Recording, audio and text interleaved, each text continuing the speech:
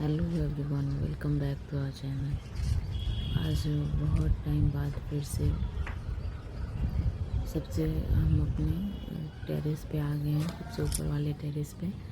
और यहाँ पे ये पानी की जो टंकी थी, इसमें हमने पालक और जितने भी लीफी वेजिटेबल वगैरह थे इसे हमने लगाया था। लेकिन अब कुछ टाइम बाद इस मिट्टी को खाद देने के बाद इसे हमने छोड़ दिया था। और अब टाइम आ गया है कि इसमें कुछ प्लांट्स लगाया जाए। तो यहाँ पे हमने भिंडी के 20 से 22 सीड लगाए हैं और इन सब का डिस्टेंस आप जो देख रहे हो इतना ही हमने रखा है। और इसमें बहुत ज़्यादा हमने कंपोस्ट नहीं दी है, जो कि नीचे से लीफ और किचन की कंपोस्ट थी, बस उतना हल्के हल्के से स्प्रिंकल हमने कर दिया था। जब भी पौधे बड़े हो जाएंगे तो फिर से हर 15 डेज के बाद इसमें कोई ना कोई खाद दिया जाएगा। और आपको गार्डनिंग की शुरुआत अगर कर रहे हैं तो गार्डन में बहुत ज़्यादा पैसे इन्वेस्ट ना कीजिए, क्योंकि शुरू में हमें प्लांट्स के बारे में बहुत ज़्यादा समझ नहीं होती है। और ये आप जब पौधे लगाना शुरू करते हैं तब धीरे धीरे जाके आपको उसके बारे में पता चलता है। और अपने सामने इन प्लांट्स को बड़े होते देखते हैं तो आपको समझ में आता है कि इसमें किस चीज़ की कमी है, या ये कैसे ग्रो कर रहे हैं, कब ग्रो कर रहे हैं, कब फ्लावरिंग कर रहे हैं। तो इन सब के लिए घर से निकले पॉली बैग वगैरह का आप यूज़ कर सकते हैं। यहाँ आपको दिखाना चाहेंगे कि इसकी मिट्टी बहुत बढ़िया नहीं है, उपजाऊ मिट्टी नहीं है। तो इसे हमने उपजाऊ बनाने के लिए ये किचन का कंपोस्ट है, इसे हमने रख के तब कोई प्लांट लगाया है।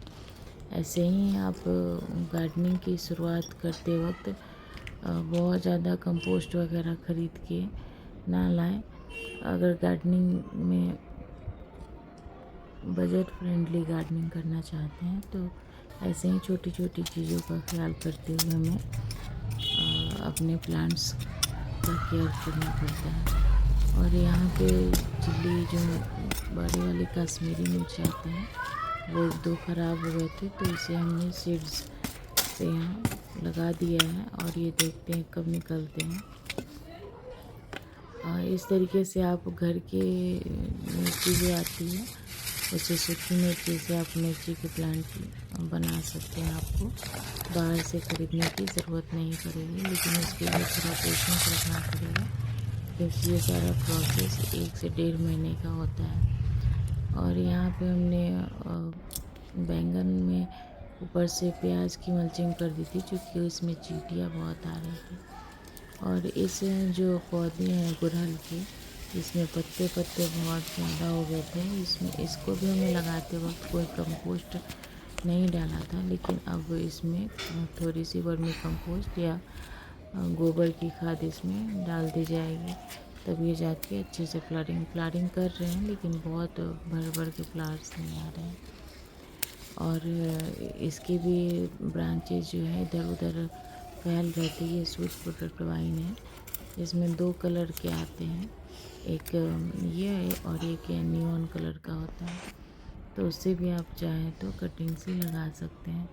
और यहाँ पे हमने गार्डनिंग के खर्चे को कम करने के लिए, चूँकि हमारे पास प्लांट्स ज़्यादा हैं, ऑर्नामेंटल वेजिटेबल और फ्लावरिंग प्लांट्स इन सब का कलेक्शन है, तो इसके लिए हमने लीफ कंपोस्ट बनाना शुरू कर दिया है। पहले तो छोटे छोटे गमलों में हमने बनाया था, लेकिन यहाँ स्पेस खाली थी, इसीलिए हमने यहाँ पे लीफ को रख के और ऊपर से मिट्टी डाल के उसे कुछ टाइम के लिए छोड़ दिया जाएगा। तो ये धीरे धीरे डिकम्पोज होते रहेंगे। अगर आपके पास गोबर की खाद है तो इसमें 1 या 2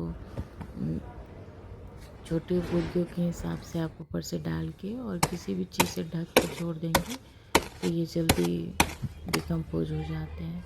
और यहाँ पे हमने बनाना के जो स्टेम आते हैं इसका यूज़ किया है, कुछ मल्चिंग के लिए और कुछ गमले को नीचे से डालने के लिए। ये भी काफ़ी अच्छे होते हैं, पोटेशियम का अच्छा स्रोत होता है। तो इसे भी अगर आपके पास आसपास केले के पेड़ हैं या पत्ते हैं तो उनका भी आप इस्तेमाल कर सकते हैं अपने गार्डनिंग में। और ये जितने भी हमने प्लांट्स को ऐसे रखा है और थोड़े से शेडी एरिया में रखा है, चूँकि ग्रीन नेट अगर नहीं लगाते हैं तो प्लांट्स को थोड़े से किसी भी वॉल के सहारे या वॉल के नीचे आप रख सकते हैं, तो ये काफ़ी आसानी से ग्रो कर